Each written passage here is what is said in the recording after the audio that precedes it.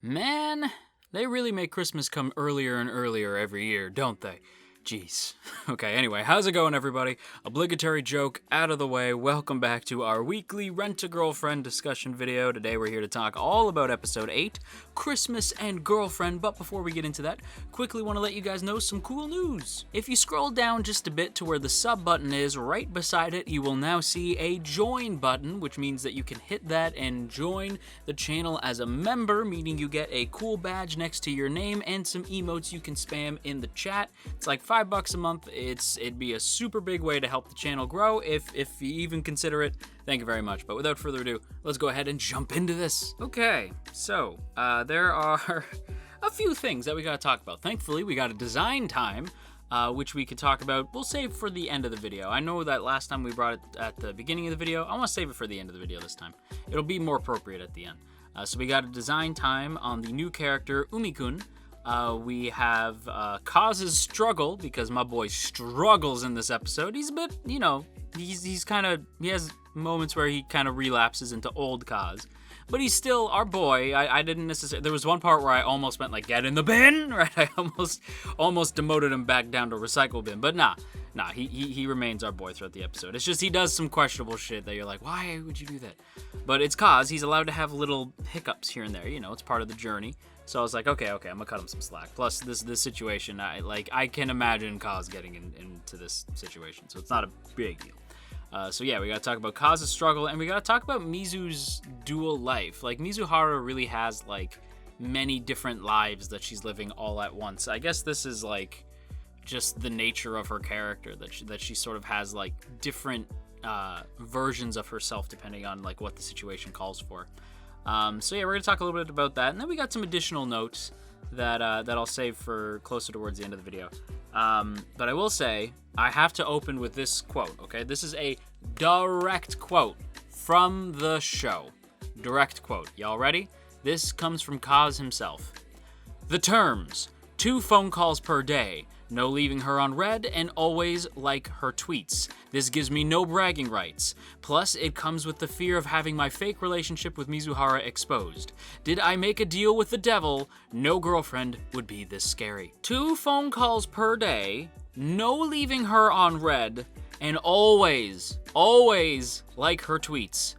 Bruh, I don't even go that far with people I'm having a crush on. I don't go that far with people I am actively pursuing. This girl is out of her goddamn mind. If I ever dated anybody who had like that specific set of instructions, I'd be like, yeah, no, I'm good. I'm good. No, thanks. I'm good.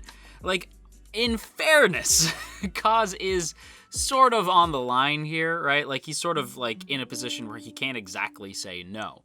But it does make me go like, man, Kaz, you really are in a shit situation. Like this situation for Kaz, I actually genuinely feel bad for him. This is a rough one, and this man is straight up miserable with Ruka. And you know what? I don't blame him. I know some people are like some of y'all got so mad, and you know what, this was gonna be something I say for the end of the video in the additional notes section, but screw it, we go all over the place in these videos, so screw it. I'm gonna add this additional note into the note about Kaz's struggles, and I'm gonna say this right now. Some of y'all forget that your waifus ain't real. Like, some of y'all got so mad at me, dude, like, so mad. Some of you in particular, it just snapped on me in a way I haven't seen in any show. Y'all, like Ruka stans be out here. Like, Ruka stans be furious with me. And listen, man, if you go back and watch, like, first of all, the amount of vitriol tells me that 90% of you who left shitty comments and were like saying mean shit about me because I talk trash about lines on a page, you fictional waifu. Some of y'all got so heated that it outright tells me you did not watch that video. Because that video, yeah, in the beginning I say, I don't like Ruka. Like, all I said was, like, all they needed to hear was Ruka bad, right? That's all they needed to hear, Ruka bad. And then it just became, raw, weeb, smash, scary opinion.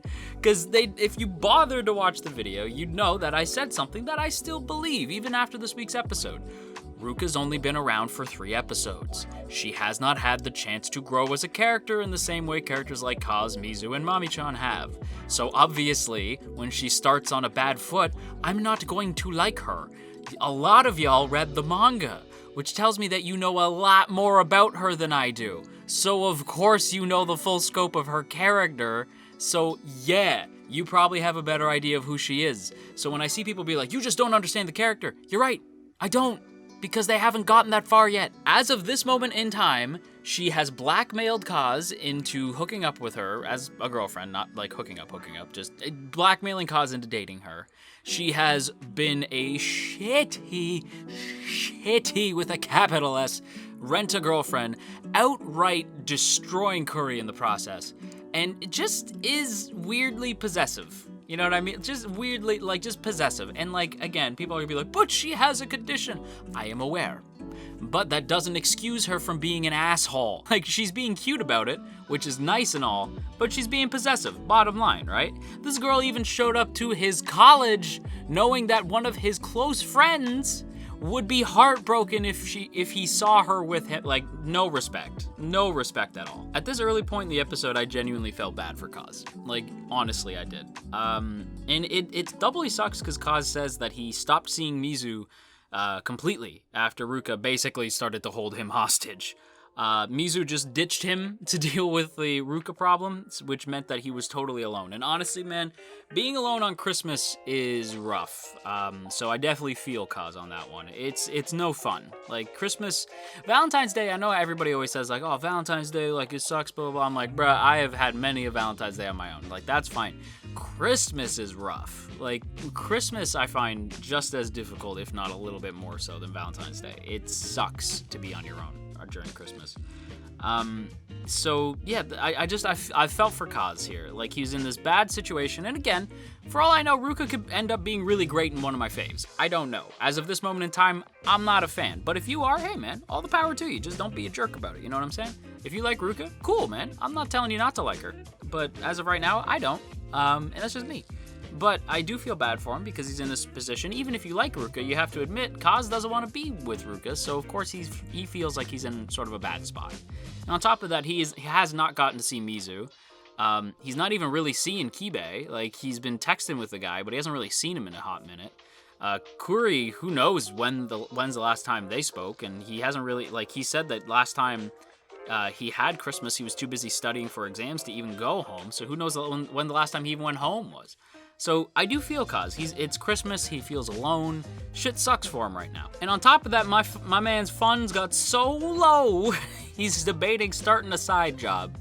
Poor Kaz is what I'm trying to say. But then Kaz has to go and ruin that by being creepy. Well, maybe not creepy. In fairness, this would suck, right? Because what Kaz sees is he happens to be, out and about, and he sees Mizu with this guy, this like hot dude who looks like a young Russia or a gender-bent Ukraine from Hitalia. And of course, Kaz sees this and immediately jumps to the conclusion that this must be Mizu's boyfriend, instead of just like, cause he thinks like, well, he can't be like renting Mizu because he's like attractive, so has to be something else. And I'm like, I mean, in fairness, he is, so it must be that.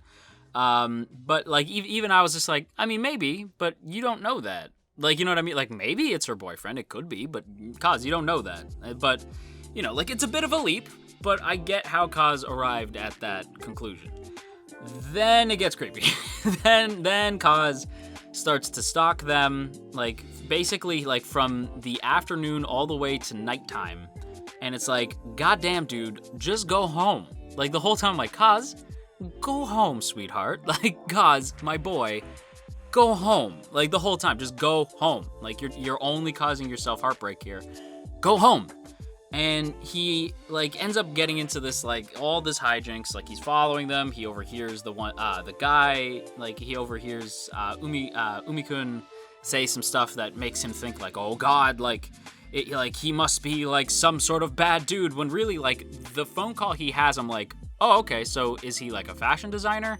Is he an agent? Like, is he like a modeling agent of some kind? Because without getting too far into it, and we'll get into Umi-kun at the end of the video, everything about the design did not have me concerned even a little that he was a bad dude. Like, from the beginning, from the instant we see the design, I'm like, oh, okay, he's a good guy, unless they're purposely making his outfit choice and color design specifically to, like pull, like, a twist on me, but I don't think they're gonna do that. I think he is just a genuinely good dude. Like, you can just kind of tell from his attire. And the phone call was so very clearly either him being like a fashion designer or some sort of agent. As we find out a little bit later, it's that he's an actor. And as we'll find out in a sec, Mizu's an actor, which is cool. We'll get into that in just a sec. But yeah, like, it's very clearly like Kaz is so wrapped up in his own emotions that he's not thinking clearly. You know, he's just not thinking straight. But yeah, like, it basically just sort of results in Kaz being Kaz and making a huge fool out of himself. And not only does he make the mistake of asking if they were about to kiss, which I was like, oh my god, the cringe. Not only does he ask that, not only does he call this dude a scumbag in front of him, but he also screws up and admits accidentally that he was stalking them all day. Which, like, that was the point where I was very close to being like, Kaz, get back in the bin. Get back in the recycling bin and give me your status as our boy. But no, he gets to keep the status of boy because of the shit that happens at the end of the episode and the reason why. Like, I get that, like, he thought that something bad was happening. He was acting creepy, but in defense of him, he did think something bad was happening, so, like, I get it. But now I want to talk a little bit about what Mizu's going through in this week's episode, and Mizu's sort of, like, really complicated life. When we open the episode, Mizu is, like, watching Ruka cling off Kaz's arm from a distance. Like, she's inside the school. She sees the pair of them from, like, on the school grounds, like, hidden so that nobody sees them. And she's like, it appears as though she's very clearly upset, right? Like, something is very clearly bothering her, and what else could that thing be than the fact that she's annoyed that Ruka's clinging off Kaz? Like, I think this is, like, confirmation that, to an extent, Mizu cares. Now, we've known a little bit, we've gotten hints here and there that maybe Mizu might be feeling some kind of way. You know, like, maybe Mizu might feel some kind of way. Like, we've gotten these little moments where she gets jealous, or not even jealous, just, like, she gets annoyed at the way that people treat Kaz and stands up for him, but it always seemed friendly.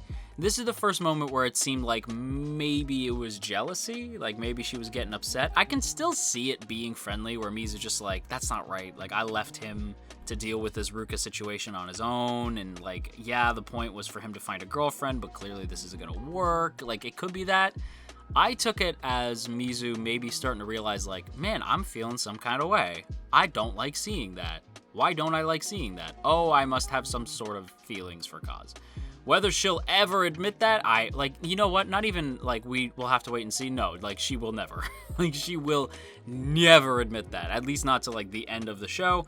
But from what manga fans have told me, the series isn't even remotely finished yet, so I don't know when that's gonna be. But I doubt Mizu would ever admit that. It's also in this scene as well that we find out from her friends that Mizu is actually going to be spending Christmas with with another guy. And they're like, oh, like, who is this guy? And the guy, of course, turns out to be Umi-kun, who, again, like I said, looks like a young Russia or gender-bent Ukraine. And you can't tell me that I'm wrong. Which, like, yeah, that design is great. And again, like I said, Kaz immediately thinks it's her boyfriend. I can kind of see it. Like, when I saw the two of them together, I'm like, y'all actually look pretty good together. But again, as it turns out, the man's an actor. And so is Mizu. That's the big reveal this week, is that Mizuhara, our girl, is an actress. And when I think about it, that makes so much sense. This is the moment where I'm like pretty much everything from after, like, from Mizu looking through the window, everything from that moment on, I'm like, this episode's great. Like, everything after that, I'm like, this episode's really good. Like, it's just the Ruka stuff that I was like, that doesn't vibe with me. But clearly it's gonna vibe with you guys. I could tell because y'all got real salty. But if it does vibe with you, if the whole episode vibes with you, great. If only that part vibes with you, cool. But everything from Mizu looking through the window on for the rest of the episode, I was like, this episode's freaking fantastic. I love the idea that Mizu is an actress, because if you remember earlier on in the episode, Kaz is trying to think, why is Mizu even a rent-a-girlfriend in the first place? because she says that it doesn't pay well, and she's not the kind of girl who likes to wrap people around her finger, so what the hell? Well, I can't really think about it. And I didn't even connect that question was going to be what is, answered the thing, what the episode is focused on by the end of the episode. We actually, come back to that question, and it turns out that Mizu is probably a rent-a-girlfriend because she's trying to be an actress. So she is trying to learn how to act as though she truly cares about people. By acting as a rent-a-girlfriend, genuinely, that's really good acting practice. And I had never really even considered that. So that's really cool. That's such a really interesting twist. That I was genuinely that's really cool. And in fairness, I feel like I was pretty close with my guess, right? Because I was like, oh, okay, so Umi must be a fashion designer or an agent or something, based off not only what he says in the phone call, but his whole attire. And yeah, I was kind of close. I mean, I didn't get it completely right, but I was kind of close. And on top of that too, the episode ends on this nice little scene of Mizu and Kaz just sort of looking at the snow falling.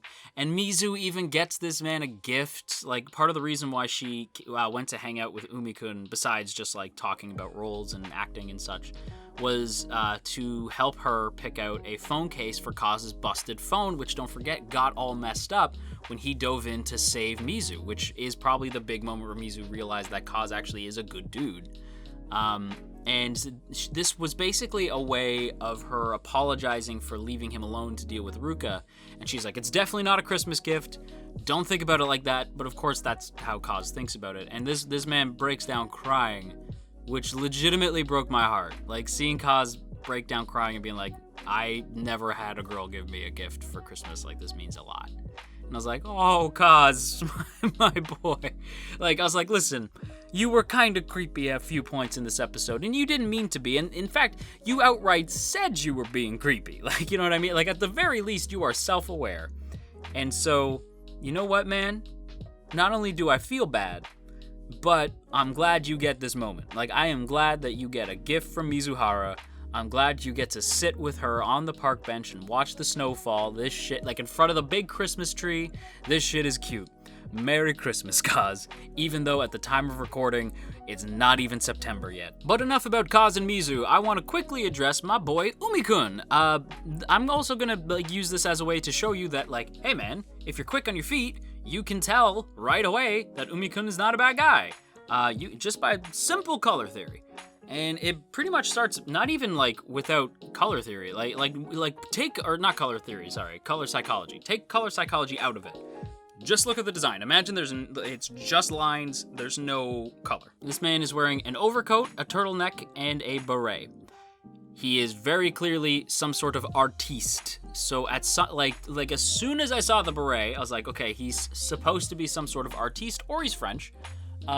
So my guess is that he's probably the instant I saw the beret, it immediately made me not concerned. I thought maybe he could be her boyfriend. Maybe she has an artist boyfriend. I don't know.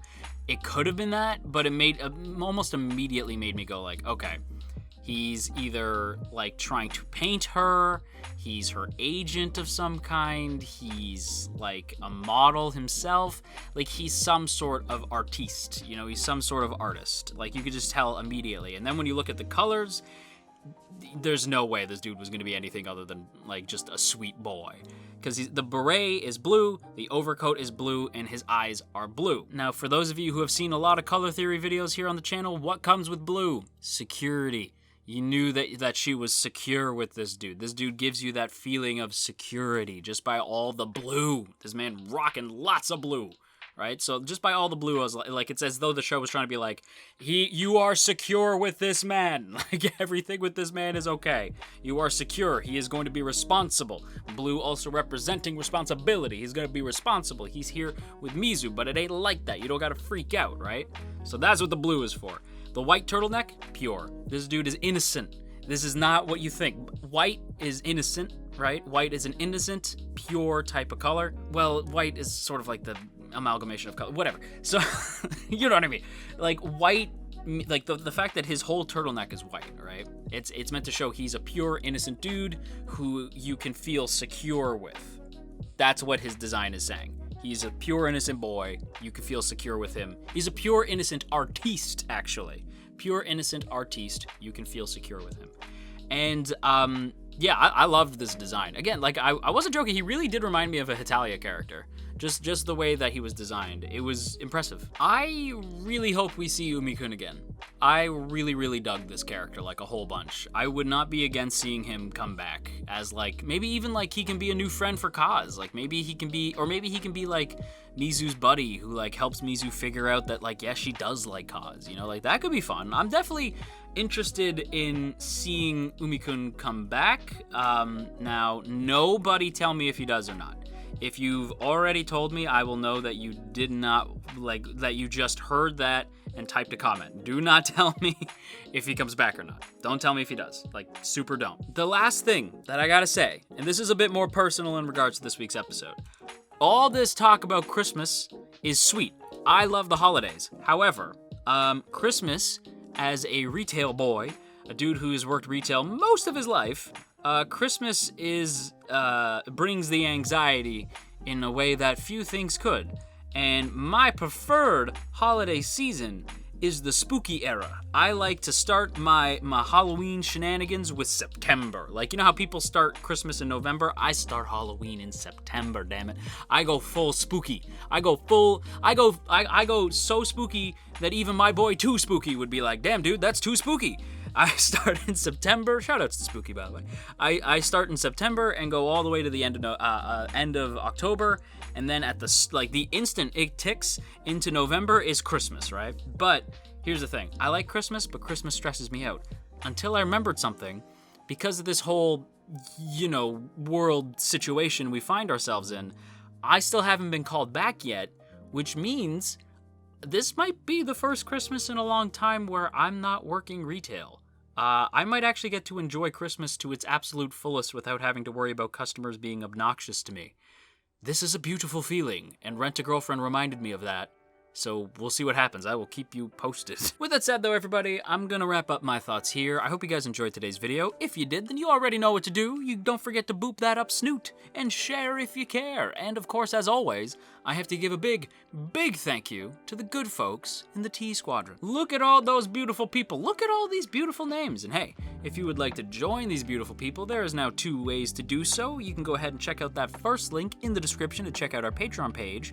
Or, for just a little bit more, you can hit that join button and get yourself a cool badge next to your name. It shows up in the comments and in the Premier Chats. And speaking of the Premier Chats, if you join, you get a bunch of cool emotes that you can spam in Premier Chats. Seriously, spam away. I'm not gonna mind. Okay, well, maybe I'll mind. It depends on the situation. But yes, that's a thing you can do. And if you're even considering it, thank you so much. It is super appreciated. And just a big thank you in general to the T Squadron, as always. But that's gonna basically do it for me, everybody. So until next time, you stay classy, AnyTube, and wash your dang hands.